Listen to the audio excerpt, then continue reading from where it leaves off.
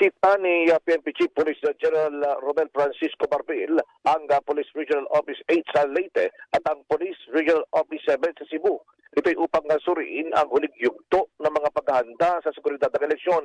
Ininspeksyon ni General Marbil ang Camp Roberto Kang Leon sa Palo, Leyte, kung saan siya mismo ang tumingin o nag-inspeksyon sa plano sa seguridad at kahandaan ng mga polis sa Eastern Visayas at kasama ang pamunuan ng riyon, pinangunahan ng PNP Chief ang pagbabasbas at ang inaugurasyon ng dalawang mahalagang pasilidad sa loob ng kampo, ang pinalawak na Immaculate Heart of Mary Chapel at ang bagong Police Regional Office 8 Grandstand.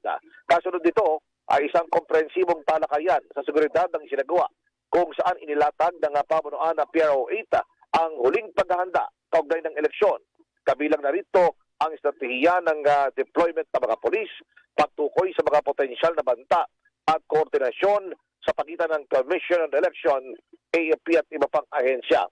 Bandang hapon ay nagtungo naman si General Marbil sa Police Regional Office 7 sa Cebu City kung saan siya nanguna sa isang command conference na nakatuon sa pagtiyak ng kahandaan ng operasyon at koordinasyon sa seguridad ng Central Visayas.